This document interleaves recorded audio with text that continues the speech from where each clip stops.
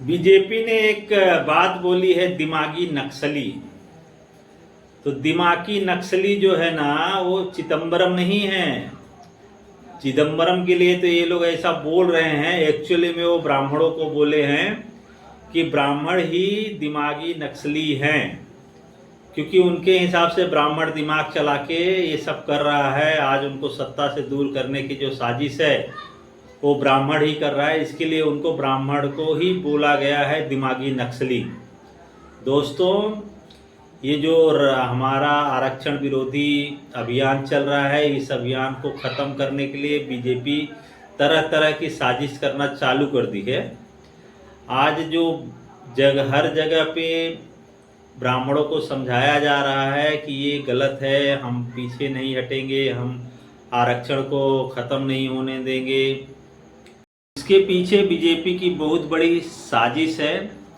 आज हर संगठन में बीजेपी के चाहने वाले घुस चुके हैं, जिसकी वजह से सब लोग ने अपना अपना टीम अलग अलग करके जो है वो जंतर मंतर पे कोई जा रहा है, कोई कहीं जा रहा है, कोई कहीं जा रहा है। तो इस सब से सावधान रहो, सतर्क रहो, क्योंकि ये प्रदर्शन को, इस आंदोलन को ख़त्म करने की तरह तरह की कोशिश करेंगे। ये बीजेपी वाले हैं, ये हमको जो है नक्सली बोल रहे हैं, तो ये खुद एक नक्सली है। ये चाहते नहीं कि किसी भी तरह से ब्राह्मण और क्षत्रिय यानी सवर्ण समाज आगे आ जाए, क्योंकि अगर सवर्ण समाज आगे आएगा तो ये तो दिमाग से काम करता है ना। इसके लिए इनको चाहिए कौन? बेवकूफ़ लोग। जो बेवकूफ़ लोग रहे उनको सिर्फ वोट देते रहे, उनकी बात सुनते रहें।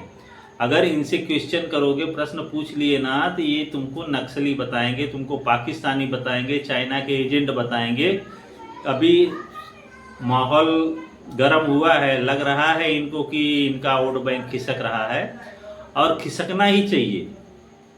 देश हमारा खड्डे में जा रहा है। चाइना हमसे 2 साल बाद, मतलब 47 में हम हुए तो 49 में वो आज़ाद हुआ।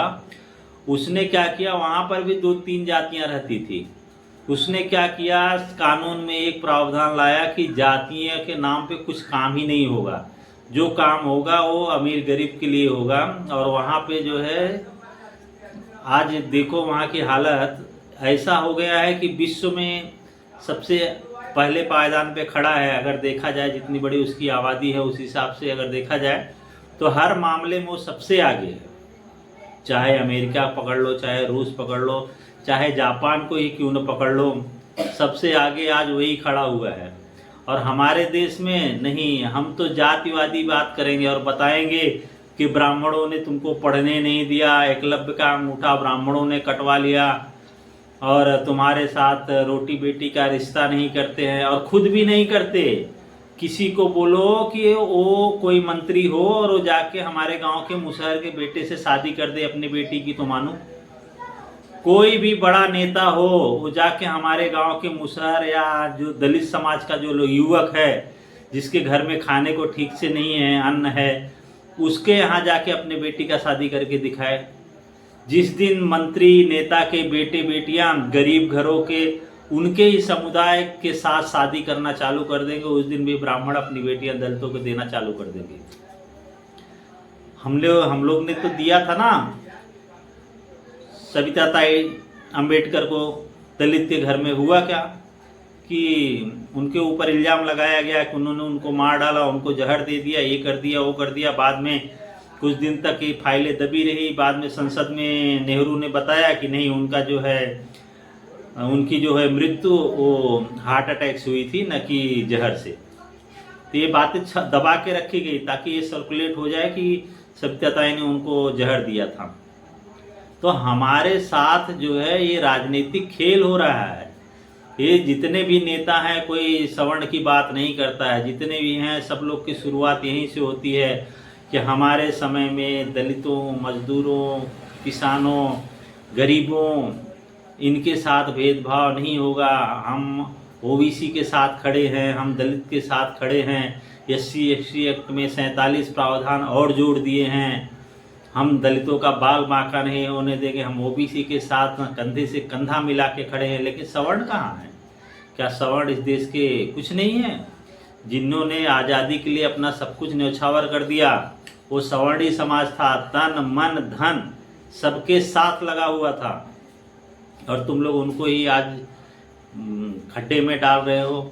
ये नहीं चलने वाला है। देश इससे नहीं चलेगा। देश तभी आगे बढ़ेगा जब ये जातिवादी राजनीति खत्म हो। ब्राह्मण की बेटी देने से जातिवाद नहीं खत्म होएगा। ब्राह्मण की बेटी दलित के घर में जाएगी तो दलित ही बच्चा पैदा होगा। अगर दलित को ब्राह्मण बनना है तो एक आइडिया है, एक काम हो सकता है। अगर दलित अपनी बेटियों की शादी ब्राह्मण से करे तो उनके सारे बच्चे ब्राह्मण ही पैदा होंगे, तो धीरे धीरे दलित खत्म और ब्राह्मण बढ़ जाएंगे अपने आप ही। तो ये कर सकते हो आप। बाकी तो कोई तरीका नहीं है कि दलित और ब्राह्मण के बीच में भेदभाव कम किया जाए, क्योंकि ये दलित वाली बात नहीं है। दलित क्या है, हमारे देश के ऊपर 200 साल अंग्रेजों ने राज किया, 700 साल मुगलों ने राज किया, उसके पहले बौद्धों ने हमारे देश पे राज किया। तो 2000 साल तो पकड़ के चलिए मिनिमम, कि 2000 साल तो इनका ही शासन था। और ये बोलते हैं हम 5000 साल से पानी तक नहीं पिए क्योंकि ठाकुरों ने हमको पानी नहीं पीने दिया। ये बताओ, जब तुम कुआं ठाकुर का खोद सकते थे तो अपना कुआं क्यों नहीं खोदे? अपना भी तो कुआं खोद सकते थे ना। अपना कुआं खोदे होते, उसमें पानी पिए होते, पानी गिराए होते। लेकिन नहीं, तुमको तुम्हारे साथ कोई अत्याचार नहीं हुआ। तुम्हारी जो मानसिकता है वो जलन रखने वालों की है। जैसे जल हमेशा कंटिन्यू जो जलते रहते हैं ना, उसी हिसाब की तुम लोग की मानसिकता है। ब्राह्मणों से जलन है। बाकी तुमको कोई न सता रहा था न कोई कुछ कर रहा था। हमने तो बचपन से यही देखा है कि तुम लोग का साथ हम ही लोग देते हैं। जब कहीं कुछ तुम्हारे ऊपर अत्याचार होएगा, कहीं कुछ होता है या खाने को नहीं रहता, तो तुम लोग हमारे ही घर पे आते हो कि हमको संरक्षण दो, हमको अनाज दो, हमको ये दो। आज गांव में देखो तो जितने ब्राह्मण हैं, जितने क्षत्रिय हैं, इन्हीं के स्कूल कॉलेज है, उसमें कभी भेदभाव नहीं हुआ। जब संविधान नहीं था तब भी भेदभाव नहीं हुआ था। अगर भेदभाव होता तो शायद भीमराव सकपाल आज भीमराव अंबेडकर नहीं बनते थे। न तो विदेश जाके पढ़ाई कर सकते थे, न तो कुछ कर सकते थे, क्योंकि अगर भेदभाव सच में रहा होता। लेकिन ये मनगढ़ंत कहानी जाति को एक दूसरी जात से भिड़ाने के लिए, अपने उल्लू सीधा करने के लिए ऐसे ऐसे अफवाहें फैलाई गई कि ताकि ये लोग कभी मिल न सके और देश गुलाम का गुलाम ही रहे। आज भले से 80 साल हो गए देश को आज़ाद होकर, लेकिन देश आज भी अंग्रेज़ों का ही गुलाम है। क्योंकि अंग्रेज जाते जाते जिस तरीके से हमारे देश में ये ऊंच नीच भेदभाव ये सबका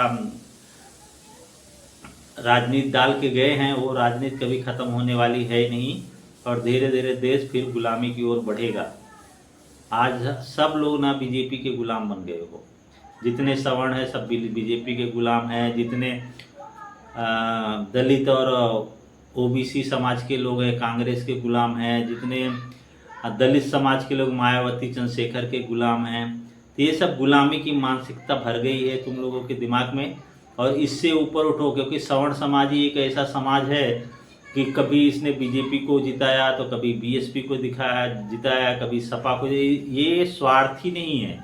ये देश हित के लिए ही जीते हैं। देश में जब देश का भला जिससे होगा उसी के पक्ष में जाते हैं। हम लोग बीजेपी कांग्रेस और सपा बसपा वाले नहीं हैं। हम लोग देशभक्त हैं। देशभक्ति की ही बात करते हैं। देश के लिए क्या अच्छा है वही हम लोग करते हैं। आज जिस तरह वहम नस्वता फैल गई है समाज के अंदर, वो ख़त्म होना इतना साधारण नहीं है। उसके लिए बहुत सारी कुर्बानियाँ देनी पड़ेंगी। तो दोस्तों, अभी भी वक्त है, सब साथ में आ जाओ और जो प्रदर्शन चालू है आरक्षण हटाओ आंदोलन, उसका साथ दो और इसको पूरी तरह जातिगत आरक्षण खत्म करो। जिस दिन जातिगत आरक्षण खत्म होएगा उसी दिन से जातियों की बात नेता लोग करना बंद कर देंगे। न तो जातियों के ऊपर कोई कानून बनेगा, जातिवाद अपने आप ही खत्म हो जाएगा। तब होड़ लगेगी कि गरीब बनने की। जैसे आज सब लोग दलित बनना चाहते हैं, जब जातिगत आरक्षण खत्म होएगा तो सब लोग में होड़ लग जाएगी, हम गरीब हम गरीब हम गरीब। और इसी में जितने गरीब रहेंगे उनका फायदा होगा, जो अमीर रहेगा वो टैक्स भरेगा। सीधी बात है, नो बकवास। जो गरीबी से ऊपर उठेगा वो टैक्स देना चालू करेगा, उसका आरक्षण अपने आप खत्म हो जाएगा। तो दोस्तों, हमारे देश के ऊपर ये अभिशाप है जातिगत आरक्षण, इसे दूर करो। ये कैंसर रूपी एक बीमारी हो चुकी है, इसका जड़ से इलाज है आर्थिक आधार पर आरक्षण। तो दोस्तों, आपको हमारी वीडियो कैसी लगी अपनी राय हमें कमेंट करके बताएं, और वीडियो अच्छी लगी हो तो सब्सक्राइब भी कर देना। जय हिंद दोस्तों, जय भारत।